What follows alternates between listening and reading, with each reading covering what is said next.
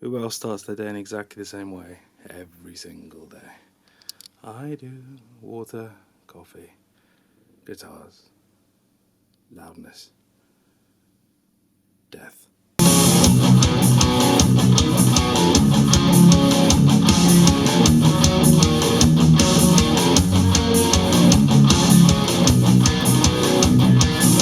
Okay, so I thought I'd take you through this desk setup because I don't think I've done it, and it's not going to be here for much longer anyway because we're about to move studio, and I haven't been here for about 9 months. So this was all gathering dust until about 2 or 3 weeks ago. So just some of this stuff will come with me to the new studio, and some of it will just be chucked or sold or whatever. And just anyway, the main studio kind of is tied around this C24, which is the Avid, what used to be called DigiDesign console, but Avid console for Pro Tools, and it's both a control surface and it has its own preamp section as well at the top. There's little white knobs up there, which is quite nice. It's just the standard 192 DigiDesign preamps, which are fine, I guess. And that obviously coupled with Pro Tools, but I'm trying to get used to this camera. Sorry, wow, I'm really bad at this camera. But it all kind of comes down to this computer down here, which is the Mac Pro something, no idea. And on the left there, that's cool. That little box in there, inside there, has a Blackmagic Princeton, which I've heard the name is subject to change, but it's something that's coming out next year for people who are very, very serious about film and gaming, and it's very cool, and it's a bit of a hush-hush thing, and I probably shouldn't talk about it. Then in the back there's a UAD Octo hanging around. Could be that green thing that's flashing, I have no idea. And then I have my RAID drive down there, and then that orange drive comes back with me every day, and that gets put in a safe.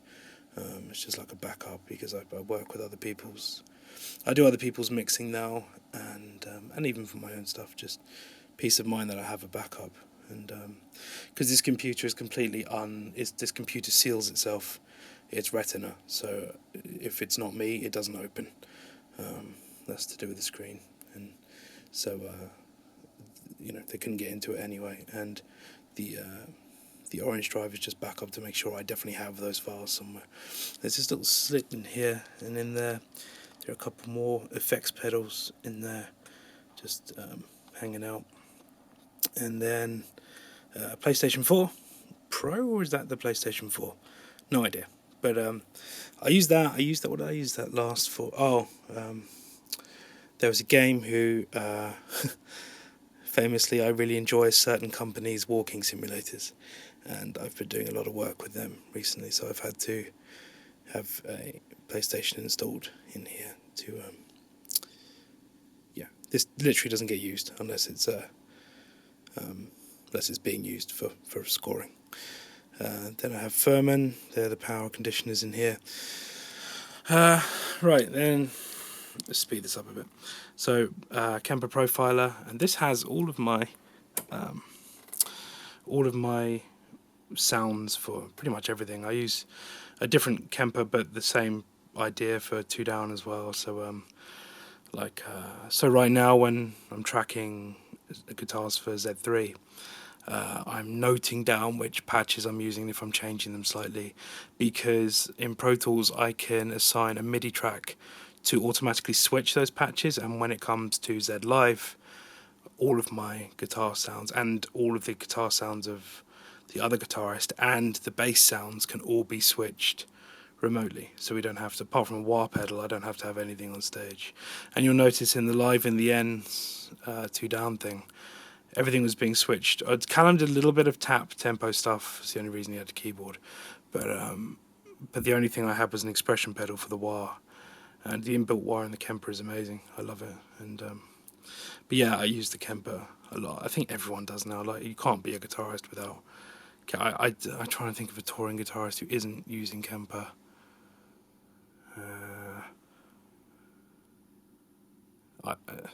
I know people using Fractal for a long time, But seriously, Kemper's where it's at. It's amazing. And the new one that I just saw some leaks of only a couple of weeks ago, that looks amazing as well. So you can do effects pedal profiling as well. So you can have your own effects pedals in there, which is fucking sick.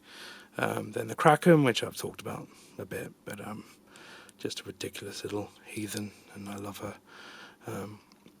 Then these little pedals here. This is quite a hard pedal to get hold of now.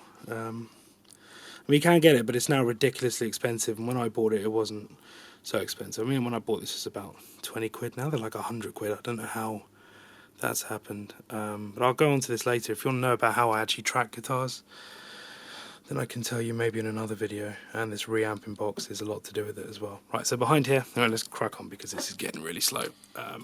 Where the fuck is the thing? So I've got the Avid HDX 3, yeah, which is up the top there. That's all the DSP that Pro Tools needs in that lovely thing. Then I have, what the fuck's that thing called? Is it solid state?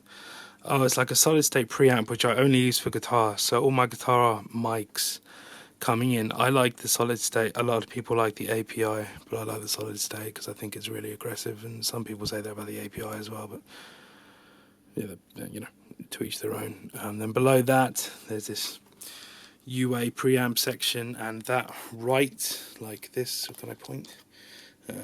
This one section here, all my vocals go through that, including that.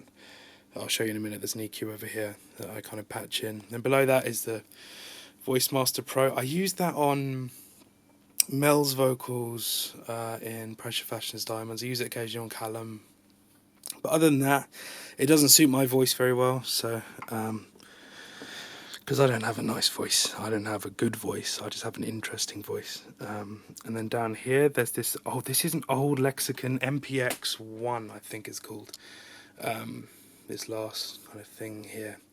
And it has the most amazing reverbs. Like, there's nothing else that I've found that has those kind of medium to long range reverbs. It really is cool. Then up here we have a dark glass. I can't remember what it's called. I know it's called Dark Glass Microtubes. Oh, there we go. Not Microtubes 900. Sorry.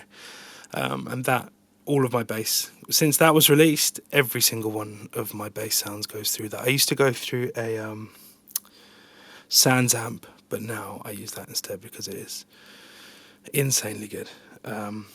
Okay, then up here we have one of the vocal twins, and underneath an Auratone. They used to be called grot boxes, but they're not called that anymore. We'll swing over my tuner. So every time I play guitar, it like automatically splits out, and I can see that as a tuning reference on there.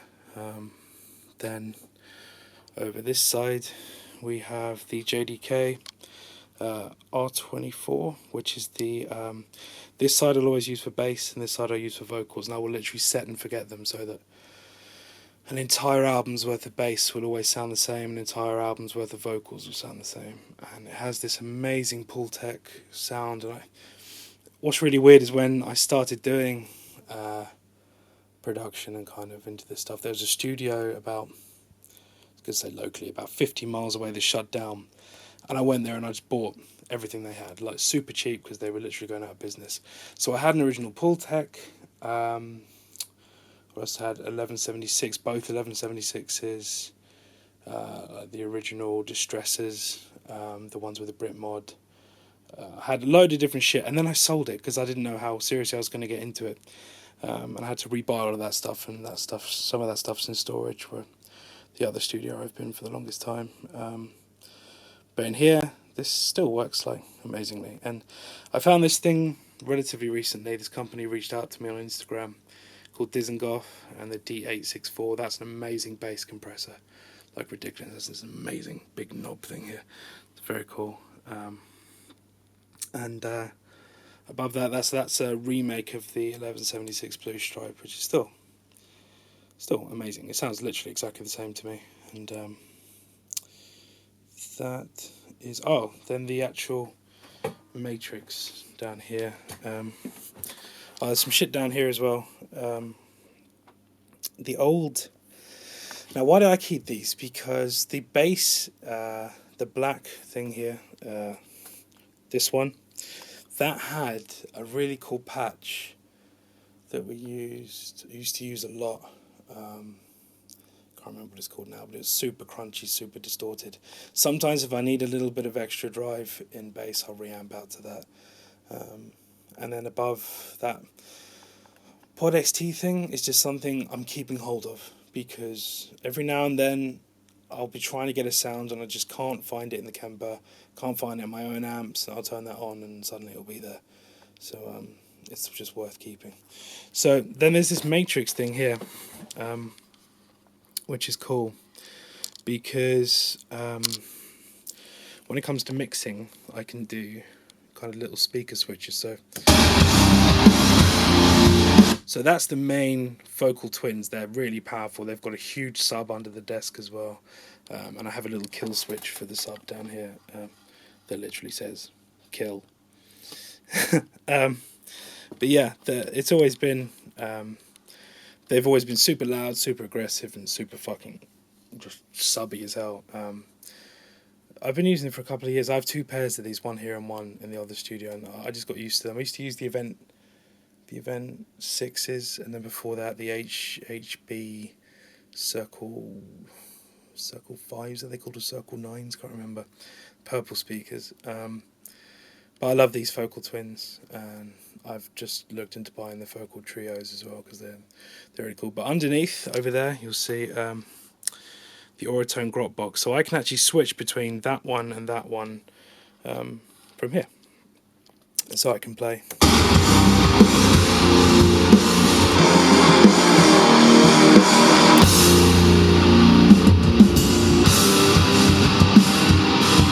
Mute it, and then I can dim and mono it. So dim is just turning it down.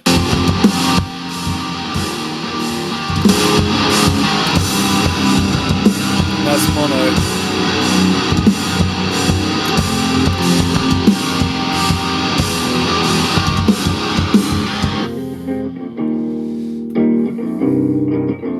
So that's it.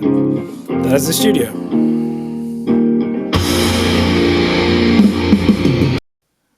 When I was 14, I did this one, which is slightly improved. It's oil, it's not charcoal, but slightly improved. And then I stopped painting when I was 17, something like that. But there you go. The rest of these are mine in here.